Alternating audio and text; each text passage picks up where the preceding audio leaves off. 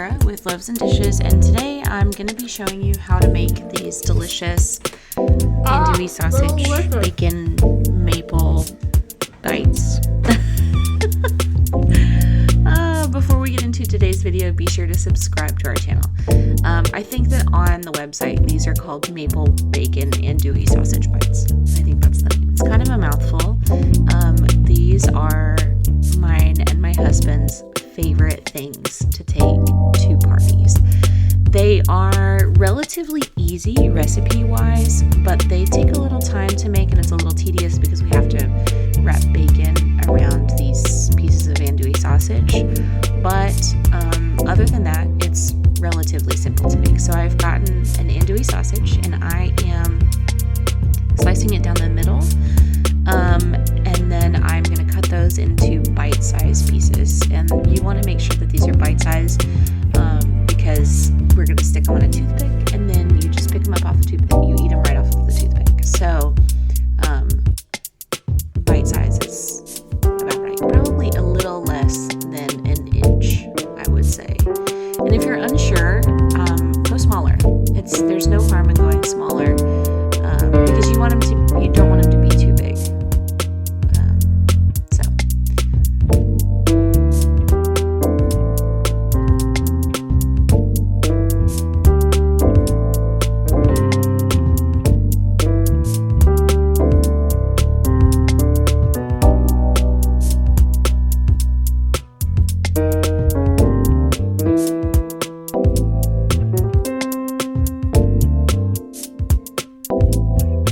So I'm just going to put those in a bowl to kind of clean up my workspace a little bit.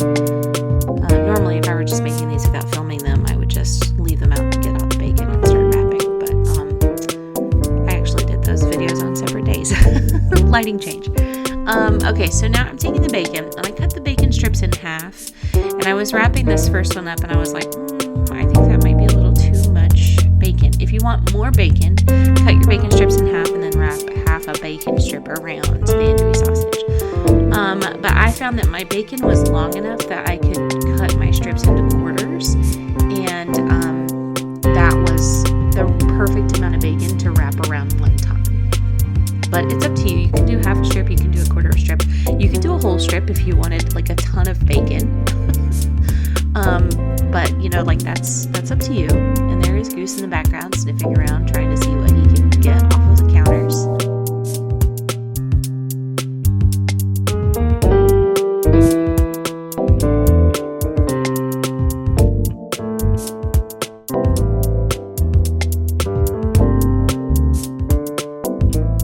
Enough dog drama. So you're just gonna wrap all of these up. And this is where I officially decided, okay, I'm gonna quarter the bacon strips. And set those aside.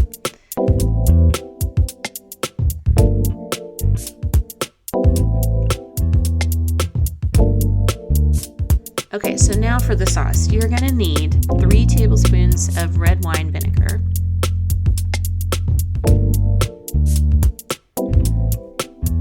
2 tablespoons of rice wine vinegar, some dark brown sugar,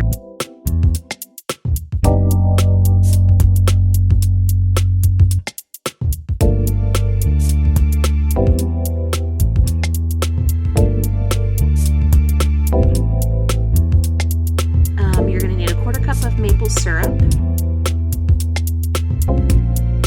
and I just gave that a quick stir so that my sugar didn't burn. Yeah, 1.5 cups of brown sugar. And then you're going to need 3 tablespoons of grainy mustard, and you want it to be grainy.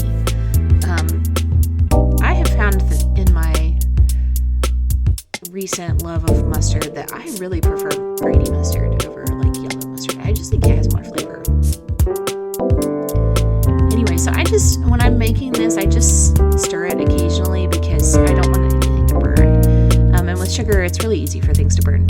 So now I'm putting in cracked pepper. You need like 2 teaspoons of black pepper. It's a lot. And I thought to myself, I'm going to do this with my pepper mill because I don't know where my like tin of black pepper is. Don't use a pepper mill.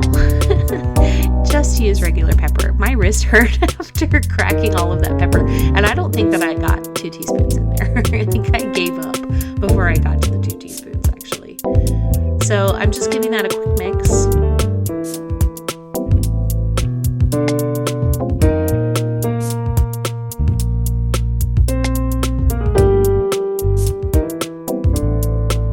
And I have this on like medium heat.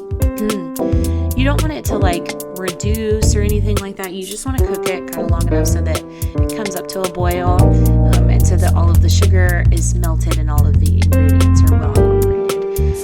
But I don't, this is not something that I would like recommend like putting in the pot and then walking away from. I would keep an eye on it because with sugar and everything, things can get out of control pretty quickly if you're not careful.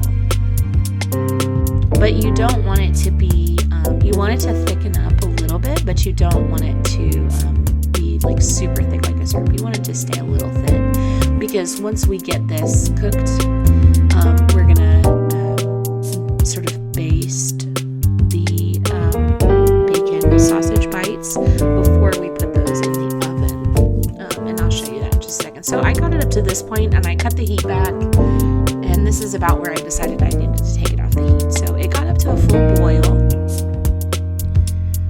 and then I remove it from the heat. And I decided to put in some more pepper. But again, just use regular pepper. So I got out my little basting brush and I just, put a little bit on each of these. And I was thinking while I was doing this, it would be so much easier to just dip these in the sauce. But you don't want to use all of the sauce during this step, because we're going to put the rest of the sauce in with them at the end. But these are on toothpicks. I don't know why I've never just dipped these in the pot. I don't see why that wouldn't work. So if you make these at home and you try just dipping them in the sauce, let me know how it goes in the comments. Because then it's one less thing you have to clean. And these silicone brushes, I mean, they're great for like basting and stuff, but they're kind of annoying to clean, because things get stuck in the bristles and stuff. But anywho.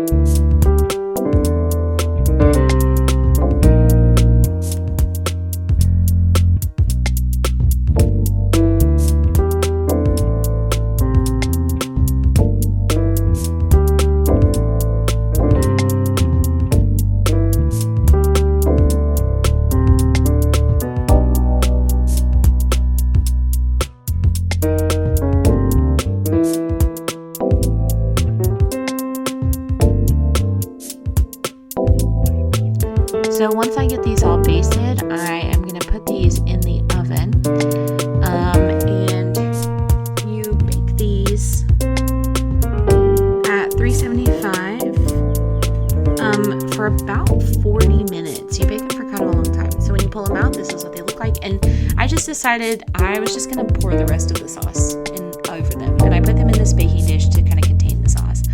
But there they are, and they're so shiny. Oh my gosh, these are delicious. I really hope you try them. They are one of our favorites.